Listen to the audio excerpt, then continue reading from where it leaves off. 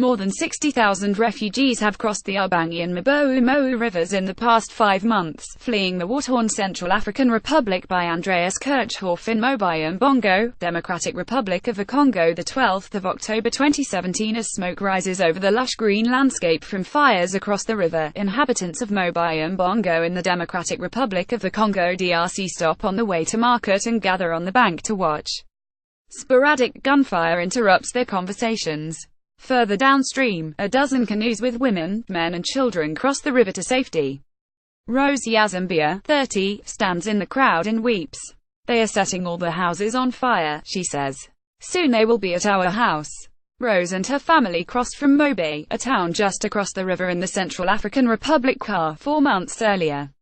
Armed groups and the fires have destroyed any hope they had of returning home soon. "All our belongings are there, we could not take them with us," adds Rose. "If one day there will be peace, we'll have no place to go back to." Like Rose, more than 60,000 refugees have crossed the Ubangi and Mboumou rivers in the past 5 months, fleeing the war-torn for neighbouring DRC. Many are settling in remote river communities, with their home villages still in sight across the water but out of reach for those who do not want to risk their lives. On the Congolese side, some villages have grown to 4 times their original size due to the refugee arrivals, and life is hard. "The children are dying, and we do not even know why," says Philomene Jerikanda, traditional chief of the village of Lembo Rive in DRC, in which refugees have set up huts next to the houses of locals. "There is a lack of health services, not enough schools and not enough drinking water."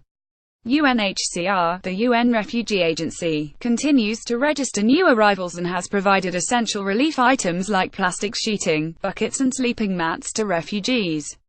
The agency is also drilling wells to reduce waterborne diseases, since many people drink the water from Ubangi River. But despite over 500,000 refugees spread across the region, the crisis remains the most underfunded in the world. In 2017, UNHCR and partners appealed for $209 million. To date, only 9% of those funds have been received, making it a challenge to help refugees who have been displaced for years, as well as those continuing to flee. Those who dare to return home can pay a heavy price.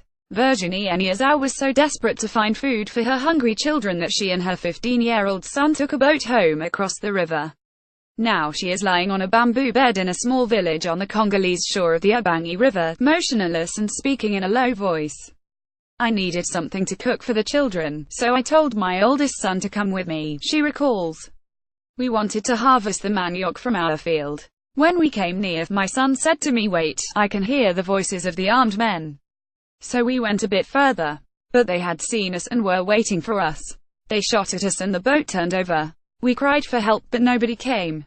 Virginie and her son were finally rescued by fishermen, but she was shot in the thigh and a bullet penetrated her son's hand. The same day their neighbor, father of Michel Balletto, 40, was killed when he tried to get food from his fields in Car. Many villages on the banks of the Car are now deserted. A priest who recently crossed reports that armed groups require civilians to wear a ribbon to show their allegiance, yellow for one side, red for the other. "There is no neutrality anymore," he says. "They force everybody to take sides." There are reports of armed groups forcing people to return. In some locations, refugees tell us that they receive a message from the fighters on the other side: "We have conquered your village.